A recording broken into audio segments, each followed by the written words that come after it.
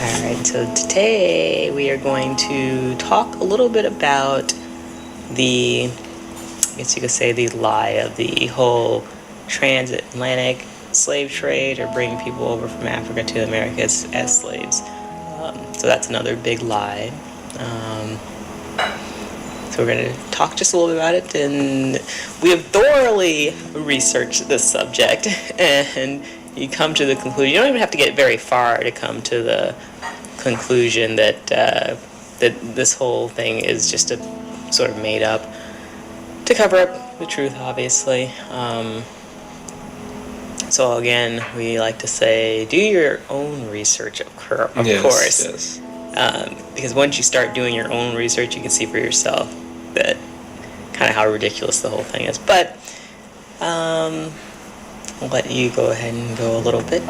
All right. So a lot of people believe that black people in the United States and the Caribbean islands and whatnot, All across the Americas. all across the Americas, came here from Africa as slaves, and this is just not true. When I was doing my research, I was going through some of the journals of Christopher Columbus and like the priests on board, and like Jacques and Cortez. So there's the French, the Spanish, and the English conquerors is pretty much all you really call them, because they didn't do anything exploring. The people that they would come across, the Native Americans, and a lot of people would believe would be Native Americans, actually not what it really was. It was black people, all variations of black people. And so, and that's what they described them as. Yeah, they described them literally as like different shades of skin color, but they closely resembled people from Ethiopia. And when you look at Ethiopia, that's in Africa. And they're like, how did these people get here? Well, they were just here. Well, I felt like they knew back then that the indigenous people, and really when you look more thoroughly into the subject, you kind of get to the realization that the indigenous people of this whole world are black people, or different types of black people. And we can talk about that in another subject or whatever, but the whole purpose of this is to sort of, like I said, we're trying to bring up the truth here, because you can't, like we've said before, you can't, only the truth can heal humanity, right? That's kind of the point here, I guess. Yeah. But you can continue. The truth will set you free. Yeah, right. So it makes you wonder, it's like, well, why would they lie about this kind of thing? This is what you typically would get from people. Why would they lie and whatnot? It's like, well, it's because they don't want people, they're trying to displace people permanently from where they're from and who they are. Well, but the thing is, why would they lie about anything? Like, Yeah, why do they lie exactly. about the Earth being flat? Why do they lie about everything that comes up? Now, anytime you turn on the TV, everything's a lie, pretty much, right? Everything Yeah, that's on the exactly. news or media or all of that's a lie. So why are they lying in general? Mm-hmm. Take it broader. Yeah, they're trying to displace people, but I think they're... well, you can continue what you were going to say. For this particular subject, it's literally just to displace people. Yeah. Because it's like and when you think about it, if black people knew here in the United States that they're the indigenous people, then all these countries and continents on this side are technically theirs, and not just that they're brought here and like everyone did this massive celebration when like, oh, look at that, President Obama officially have us documented as African Americans in a lot of the law books and stuff now. It's like, that's not a good thing, because you're not African Americans, you're just Americans. Exactly. And that's where it gets really deceptive and like illegal, I guess you could say. Yeah. Because you're changing your title, who you are, and then you kind of take away, automatically, you've given away all of your rights to your ancestor land, basically. But Yeah, exactly.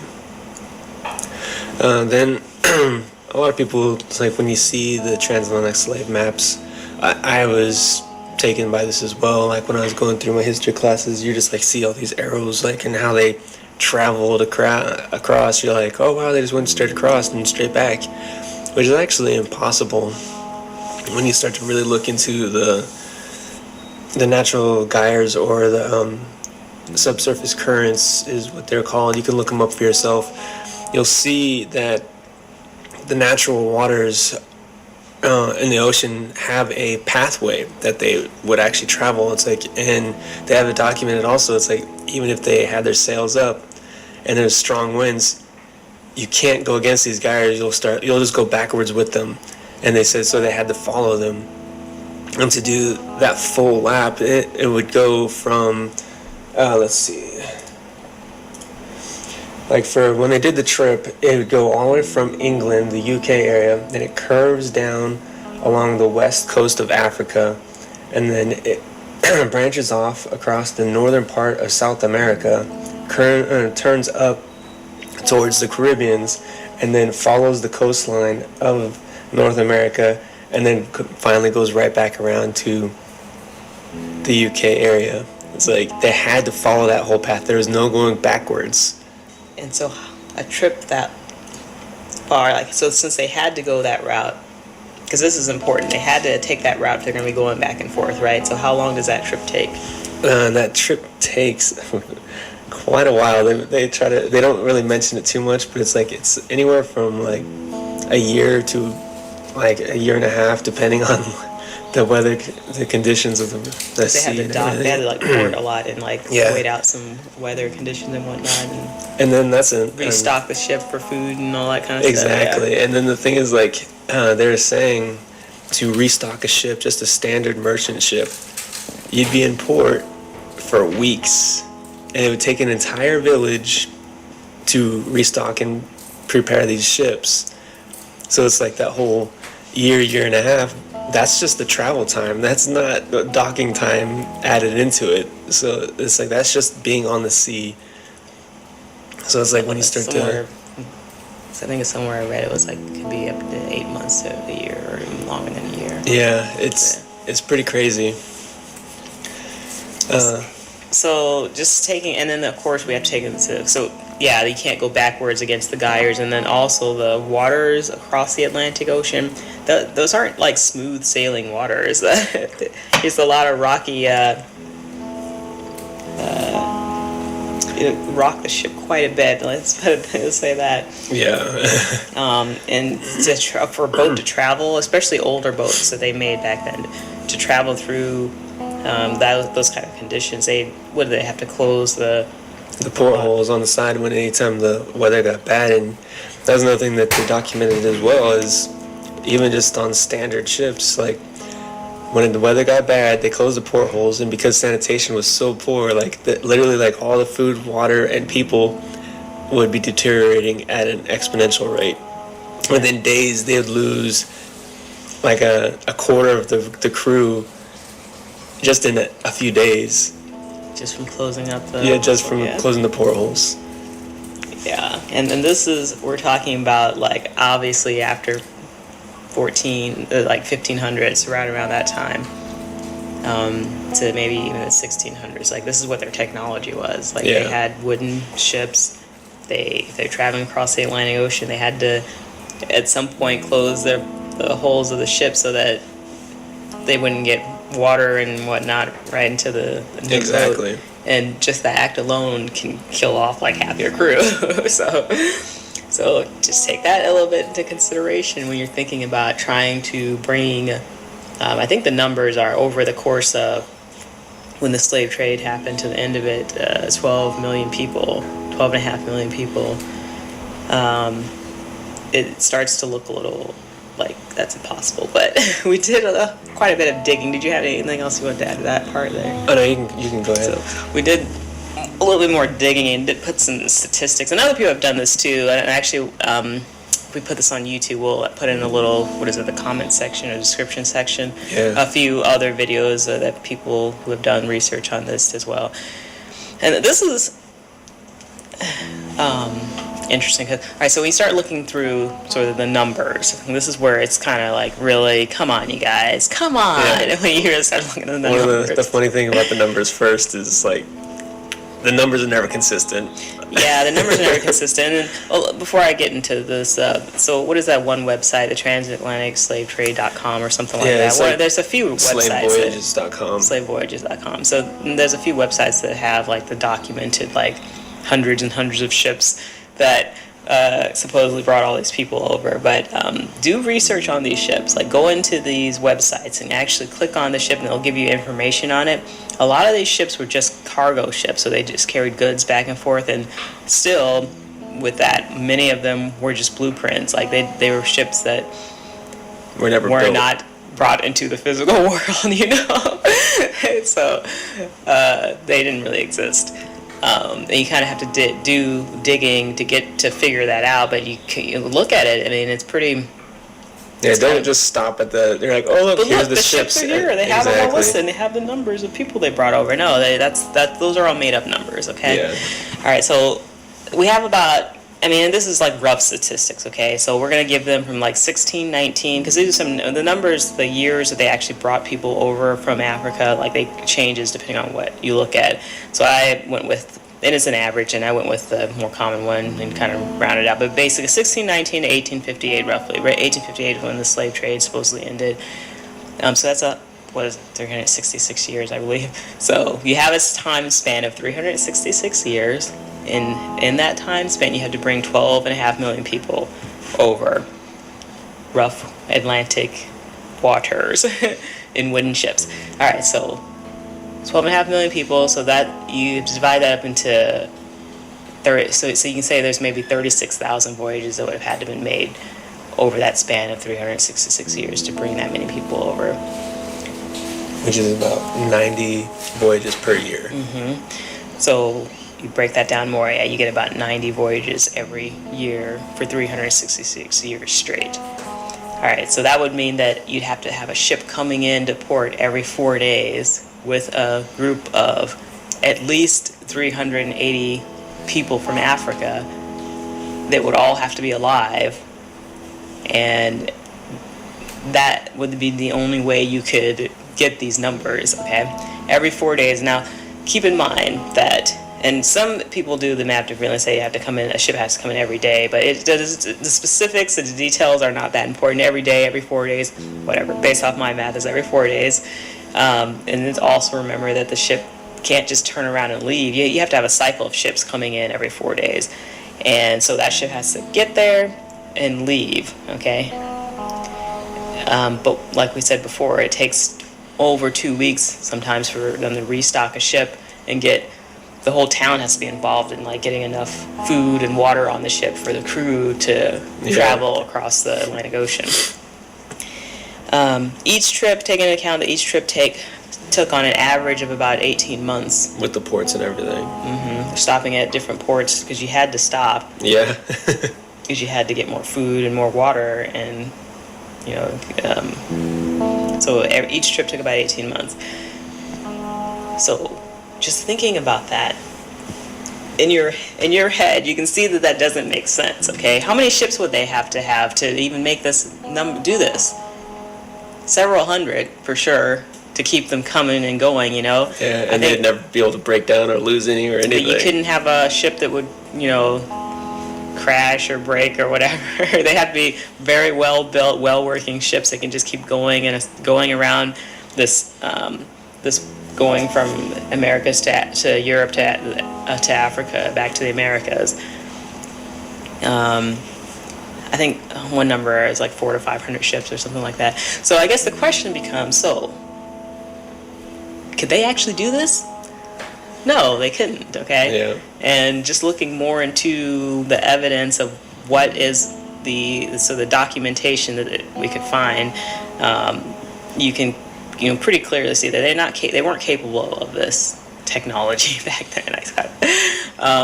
It just wasn't possible, okay? There's no documentation of over 400 to 500 ships anywhere that went across the Atlantic Ocean and brought back slaves. There's no documentation of them anywhere. And so we're like, well, maybe it was back then, it was 300, 200 or 300 years ago. Wait, was that 400 years ago? They maybe didn't document things very well, right? Or maybe the documents got lost. Well, no. First, we have that website that has everything documented. Those fake ships documented. So Yeah. that's part of okay. So that's BS, right? But the other part of that is that if you look in the east coast of the United States, they were really into whaling and fishing a lot. And every one of those whale ships, just about every one of them, they have them documented and how many crews or how many what do you call it? How many times they went? Oh yeah, their voyages. How many voyages they went on? What they brought back? They have these ships welded, and this is like in the 1700s and before, 1800s too. So it's around the same time, and these ships are so well documented. You could write a whole book on like the whaling ships or the fishing ships that they had. Another example of how well the ships and the voyages were documented is when the southern part of Europe and the northern part of Africa and that whole area, they had you go back. They had wards and I think they even traded back and forth with each other, but that whole area there. But they all the ships that went from that part of, what is that area called? Right here. No, between southern Europe and like northern Africa, that whole area, in India, that kind of Right here. Mediterranean area. Yeah. Or what is it? I don't remember. Okay. Well, all the ships that traveled back and forth between there, like all the wars they had, and then anytime they were trading, all those ships are all documented very well as well. So that's, I think, the main thing people should really be kind of questioning. It's like everything else is very well documented and written out, and we have all the numbers. They talk about each ship and what it did, but there's no records of these supposed ships that brought people from Africa. There's no record of it anywhere. So that's another thing to take into consideration. And I really encourage people to investigate this on their own as well, but you will not find anything. All right, so I did want to go over, just to sort of show even more that, this is kind of another big deception, everybody. And it's kind of one we really need to get to because, get in our heads, and really understand it. Because even with all of this supporting evidence, people still want to not believe it, which is really, it's interesting, but come on, you guys, it's kind of sad when you think about it, right? Yeah. It's like you're believing people that lied to you about everything, and then you're believing this. This is about your identity, and this is important to everybody, not just black people. It's important to everybody. The truth is important to everybody. Okay, but you need to know where we come from and who we are, right? Yeah. But, so I wanted to go a little bit, and everyone probably may be familiar. They were digging through, the small pile of actual slave ships that they, say existed. I did find, a few here and there, but they're kind of sad cases. One that people may have heard of is the slave ship Sally, which went on a voyage from 1764 to 1765. Now, I also want to bring up, too, that in the research that I was doing, I didn't find any evidence of actual slave trade ships, or they don't even come up until about the mid-1700s, so around this time. Which is the time when the slave trade This is about 100 years was before. supposed to be over. Isn't it about 100 years before it was over? Oh, they say, okay, it was made illegal pretty much. It was made illegal. Within a few years or so of this time, and then I think they said people still did it illegally. Yeah. But so toward the end of the whole legal part of the slave trade, you don't even find any evidence of an actual slave trade ship until about this time. So the Captain Hopkins and these people. This talks about how the ship. They prepared. Well, we already said it took weeks to prepare a ship to make a voyage, and it literally took several weeks, and they say in the history or the documentation that it consumed the energy of the entire community just to get the ship ready to go across the Atlantic. So this ship supposedly sailed across the Atlantic, and we have a couple of dates here, but just to give you an idea of the time span. November 15th is when I guess it finally got to. Well, actually, it doesn't say when it left, but November 15th. It got to the coast of Africa, and that's where it picked up as some of the first captives. But then we jump ahead till June 8th, and at that point they have 196 people. And then I think from there they didn't leave, or they went to another area. But by August 20th, they had already had a death toll of 19, and they're still traveling along the west coast of Africa. They haven't even left across the Atlantic Ocean yet. They already have 19 people that have died. But through a span of, what is that, 8 or 9 months? Yeah. Oh God, goodness. Just along Africa. Yeah. So basically, yeah, it spent 9 months on the African coast and it left with 155 people. So that's where we're at now. It goes to the West Indies, to Antigua. It gets there October 9th. By the time it leaves Antigua, 108 people or more, another large group of people have died during that, that trip, and by the time they leave Antigua, so the death toll rises to 108 people. So they leave Antigua with only 61 people that they are able to sell into slavery. So you start with 196 people and you end up with only 61 people. What's the percentage there? No, that's pretty bad. That's pretty bad. Like, if that was and this is like a typical slave ship. Well, they try to say, and if you read about the ship, they say that the death toll was so high, but they attribute it to the inexperience of the captain of the ship. That's what they try to say. But every other, the other few slave ships that I find that supposedly actually made these voyages had about the same death toll, and it took about the same amount of time. And not only these slave ships, so what are the actual ships, the ships that came to bring... Yeah, even when they were bringing the English settlers, they were having the same kind of issues. Even it was... In the time frame? Yeah, one of them was in the late like the 1780s or 1790s. There was a German teacher that was documenting his voyage, and they had the same kind of issues. You got to take this into consideration. These people paid to go. They weren't slaves. These people paid to go or had like money on the way. Like, this guy was going to be paid in the Americas to teach, and he was documenting this trip. He said, just going from the UK to Africa, they were having some issues. They were losing people, and people were getting sick. And then when they started going across the Atlantic from Africa to the Americas, they closed the portholes because the sea was really choppy. And this is where we found out, like, about the whole closing the portholes. Like, they closed the portholes for only 2 days, and they lost like 60 people.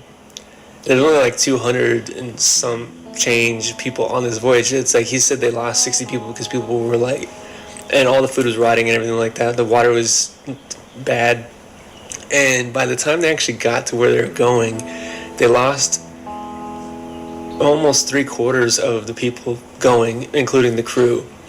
That's really sad. It is very sad. It's like, and these are people that paid to go.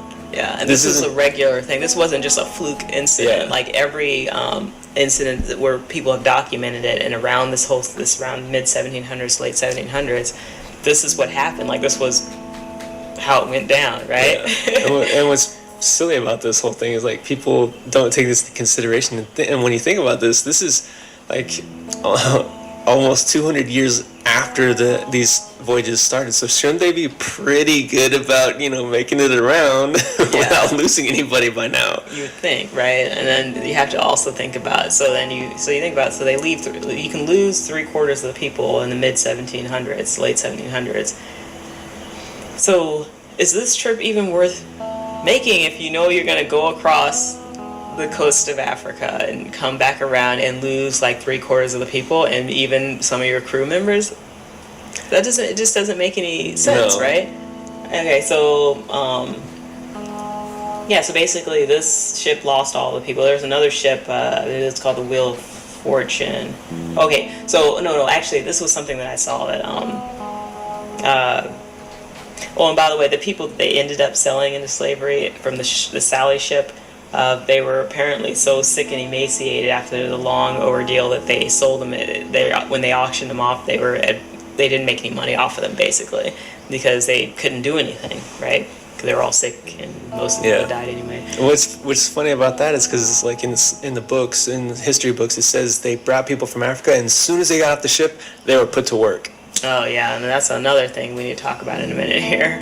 But and then it's documented here that this is a quote. It says, between the loss of the Wheel of Fortune, this was another ship that they sent on a voyage as well in 1759, and then this Sally ship, they had good reason to believe that the slave trading was too risky. And this was the group of people who had the Wheel of Fortune ship, I guess, and the Sally ship. Yeah. And then they were deciding they were going to go into the slave trade business, but because they had these two miserably failed attempts, they decided, actually, this is not going to obviously be profitable. We need to do something else. And this is kind of what the mindset was then. You know, there was a few other. The one is a ship called the Zong. It was in 1781. It left the coast of Africa in September 6, 1781, with 470 slaves, supposedly, 17 crew members. When it arrived in Jamaica on December 22nd, there was only 2 crew members left, and there was about 250 slave people left.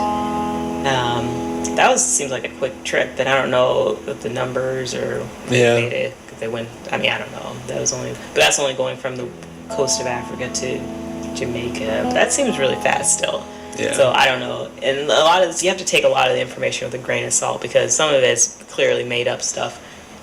And we'll get down to that one in a minute. But in 1789, the ship Polly was commanded by James D. Wolfe.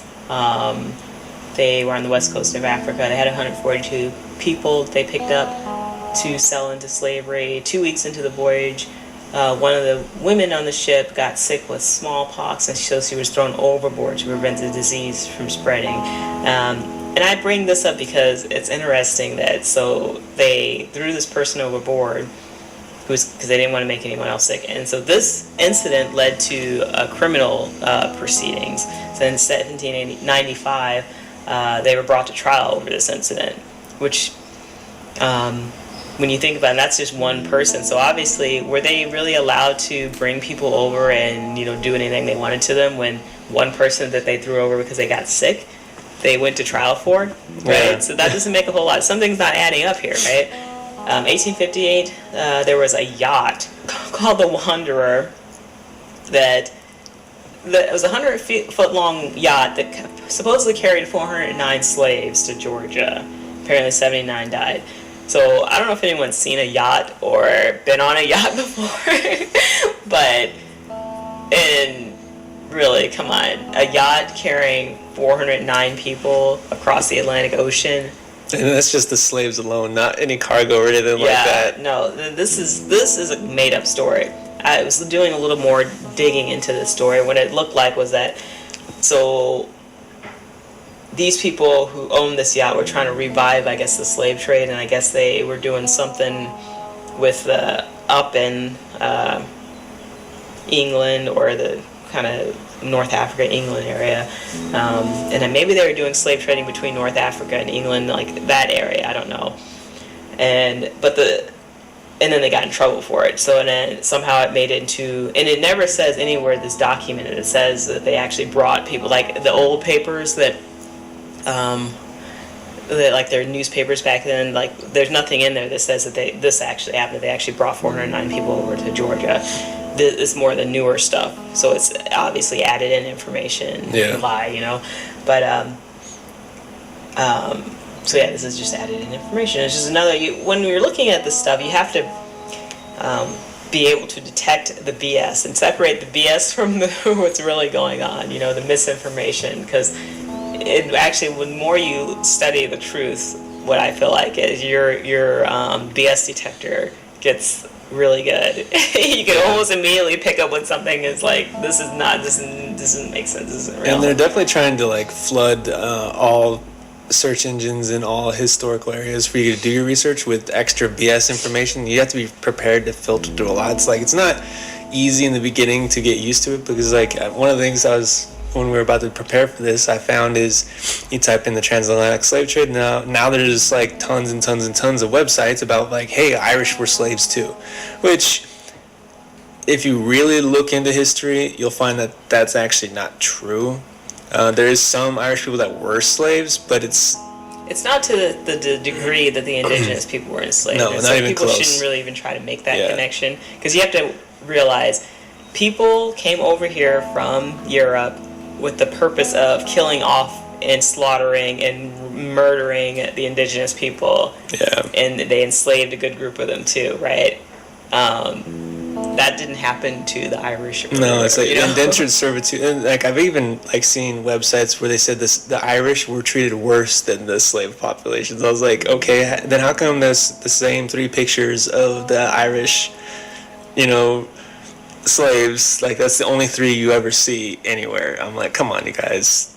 It's like they need to let that go. They need to like stop trying to like either make themselves feel better or whatever their reasoning is. You guys need to get past that and get to the nitty gritty, like what really was going on. The big picture truth stuff here, because there's a lot of distraction information that comes up to kind of distract you from what the actual truth is, and you can't you try not to follow down the wrong path there,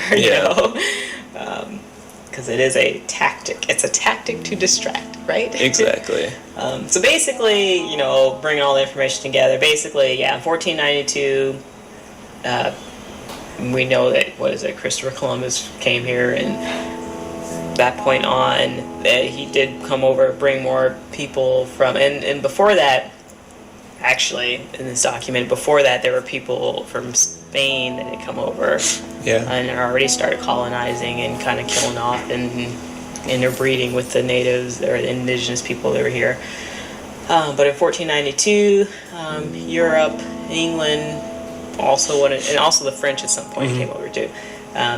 But the English came over and I guess decided they wanted a piece of that pie also. And 1492 on, they did a lot of, they killed off a lot of the indigenous people, and they enslaved a large group of them, and they would also slave trade between the colonies and between they'd go from the Caribbean to South America to North America and bringing people back and forth, because that displaces people too. If you move people out of where their tribe or where their people are and take them to a different area, that kind of explains the difference of language that they like to say. It's like, well, they're from Africa and different parts, so they couldn't speak. It's like, well, if you're from different tribes in the Caribbean and the up in North America, you may not necessarily know that language too. But and so when the slave trade was made illegal, it does appear that people tried to bring people over from Africa's coast. And also, I do want to bring up too that people did come over from Africa, just like people came from England and France and wherever else, not as slaves. I feel like, and I need to find, we can do another discussion on this, but people came over as maybe indentured servants or paid their way just to come over at some point in the later 1700s and 1800s. So all the people that, basically I'm just saying lots of people came over here. But the numbers are quite a bit smaller than we think that they were. But so they did try slave trading along the west coast of Africa starting around the late 1700s. Those few ships that I mentioned, that most of the people ended up dying, or there were legal issues that came up with it. So basically doing that proved to be very difficult, and it proved to be fatal, right? When it comes down to it, the Atlantic waters are too choppy, they're too treacherous to allow a safe and easy voyage back and forth. So why spend 366 years, 90 voyages each year, going back and forth, bringing 500 people, you can't, it's not possible to do that, but why even try to fathom doing that when you already know that this is not an easy trip, it's not safe, you can't do it, right? Exactly. So the majority of the indigenous people, American population, were enslaved. If not, they weren't killed off, they were enslaved. And what it looks like, obviously, in order for them to prevent them from seeking their rights to their land, getting closer to like the 1800s and 1900s, after slavery was abolished, there's this that's when the deception starts to come in, where they were reclassified as Negro, then colored, and then nowadays we say African American, to kind of remove you from who you are, who your ancestors are. And then, of course, the history books have all the lies, put into them. The truth books that do hold the truth were kind of swept under the rug or hidden. It's a big process that went into this, right? Yeah. And then there's also, like, when you look in the early colonizers, definitely look into Cortez, Columbus, and Jacques, and look not only exclusively from them in their diaries, but there's people on their ship. Like, Columbus had a priest who documented some of the early interactions where, like, the English and the French and the Spanish would, like, join up with different warring tribes. And the French actually documented it, and they said how the English would literally join a group of warring people, and they said it was hundreds of thousands of people at war. They'd help win the one side, and then they'd go and enslave the entire other population. So that's like hundreds of thousands of people that they're enslaving, but it's like the only person that was talking about it was the French, talking about how horrible the English people were. And then there was the priest on Columbus's ship that was talking about like how he disagreed completely with all the rapes and tortures that Columbus and his men were doing, and he even pleaded to the UK government when he got back, saying what they were doing was immoral and wrong, but it just fell on deaf ears. Jeez. Yeah. So it kind of getting to the end of this part of the discussion, because this is a topic that probably we need to do discuss in different parts of it.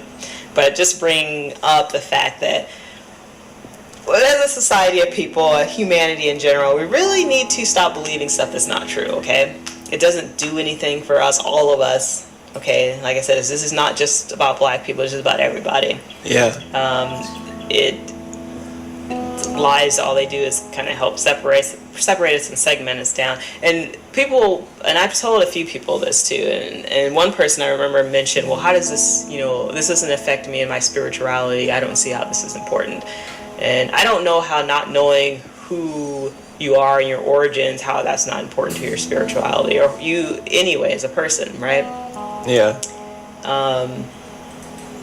I want to and then there's people that will cover this subject and then they get really like divided about it too, because the purpose of this is not to be like, okay, so this is who we are, we need to have a war and kill off, get these people out of our land and take our land back. I don't think it's too much about that either, because I feel like any kind of truth that is dividing people more, then you need to reassess how you're coming at it, Yeah, that's for sure.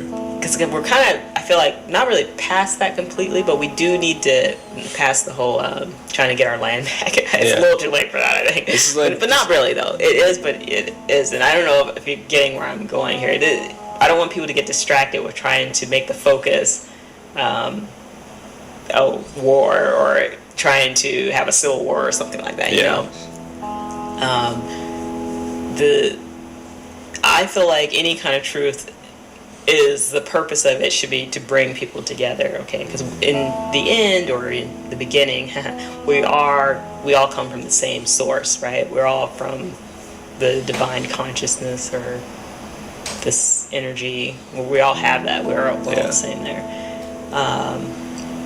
But at the same time, we need to recognize truth from lies, because lies keeps us down the wrong path. And also I want to also bring up that, because I keep bringing up this is a big deception, right?